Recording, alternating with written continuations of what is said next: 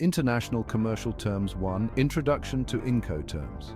Incoterms, international commercial terms, are standardized trade terms created by the International Chamber of Commerce, ICC, to define the responsibilities of buyers and sellers in international transactions. Introduced in 1936, they are regularly updated to reflect the evolving nature of global trade. The latest version is Incoterms 2020. Incoterms determine who pays for what costs, who bears the risk, and who handles documentation at each stage of the shipment process. 1. Purpose of Incoterms. Clarity avoids misunderstandings by defining obligations, costs, and risks clearly.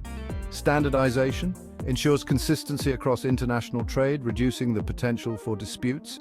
Risk management defines the transfer of risk from the seller to the buyer. Cost control helps businesses plan their logistics and estimate costs. 1. Overview of Incoterm categories. Incoterms are divided into two categories based on the mode of transport. 1.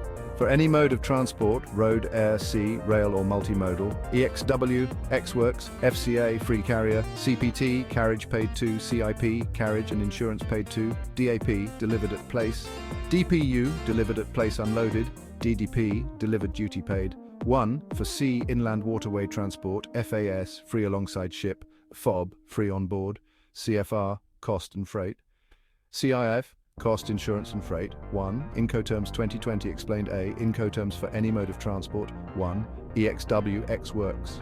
Seller's responsibility makes the goods available at their premises, factory, warehouse, etc. Buyer's responsibility bears all risks and costs from the seller's premises to the final destination, including export clearance, transport and insurance. Key use. Suitable when the buyer has better access to logistics or prefers direct control of the shipment. Risk transfer at the seller's premises. 1. FCA, free carrier. Seller's responsibility delivers the goods to a carrier or another party nominated by the buyer at a specified location. Buyer's responsibility handles transport from the carrier's location to the destination and assumes all risks from that point onward. Key use. Commonly used in containerized shipments. Risk transfer. Once goods are handed over to the carrier or at the agreed place. 1. CPT. Carriage paid to. Seller's responsibility pays for the transportation of goods to the agreed destination but does not bear the risk beyond the first carrier. Buyer's responsibility takes on the risk after the carrier receives the goods and pays for unloading at the destination. Risk transfer at the first carrier, even though the seller pays for transport. 1. CIP, carriage and insurance paid to. Seller's responsibility pays for transport and insurance to the destination but transfers risk to the buyer once goods are handed to the first carrier. Buyer's responsibility assumes risk at the first carrier and covers any additional transport or unloading costs. Insurance requirement. The seller must provide minimum insurance coverage as required by the Incoterms rules. 1. DAP, delivered at place. Seller's responsibility delivers goods to the agreed place ready for unloading. Buyer's responsibility manages unloading costs and import duties, if any. Risk transfer. At the point of delivery to the buyer's location, use case suitable for shipments where the seller takes responsibility for most of the transport process. 1. DPU, delivered at place unloaded. Seller's responsibility delivers and unloads goods at the specified destination. Buyer's responsibility handles import duties and final delivery to the end location if needed. Risk transfer. Once goods are unloaded at the destination. Note, this term replaced DAT, delivered at terminal, in the 2020 revision. 1. DDP, delivered duty paid. Seller's responsibility handles the entire process, including delivery to the final location and payment of import duties and taxes. Buyer's responsibility only responsible for unloading at the destination. Risk transfer at the buyer's location once the goods are delivered. Use case, ideal for when the seller wants to provide a seamless delivery service covering all risks and costs. B. Incoterms for sea, inland waterway transport. 1. FAS, free alongside ship. Seller's responsibility delivers goods alongside the ship at the port of shipment. Buyer's responsibility manages loading onto the ship, shipping costs and risks from the point of loading. Risk transfer. Once goods are alongside the ship, use case, used for bulk shipments or heavy cargo. 1. FOB, free on board. Seller's responsibility, delivers goods on board the ship at the port of shipment.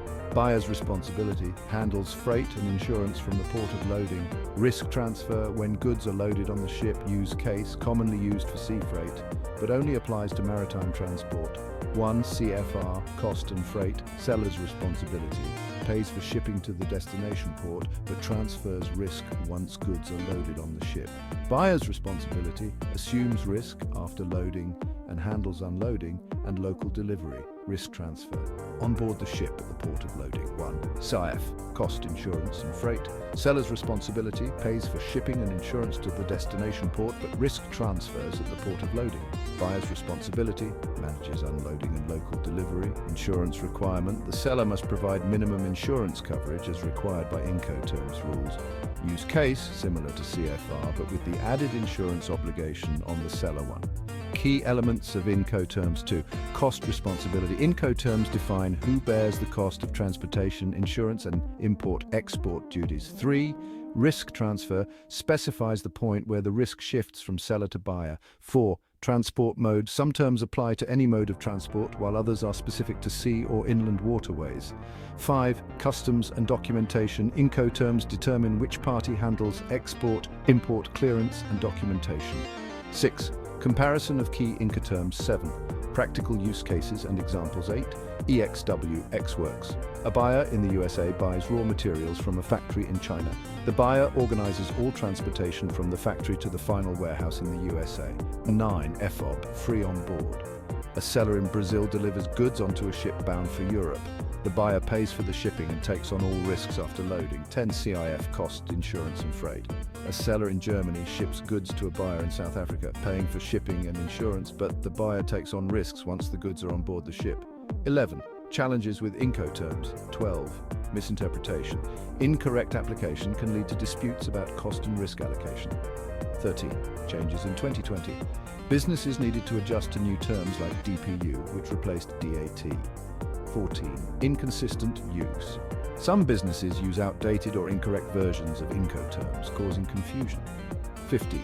Complexity with multiple modes. Shipments involving multiple transport modes, like sea and air, can complicate the selection of incoterms. 16.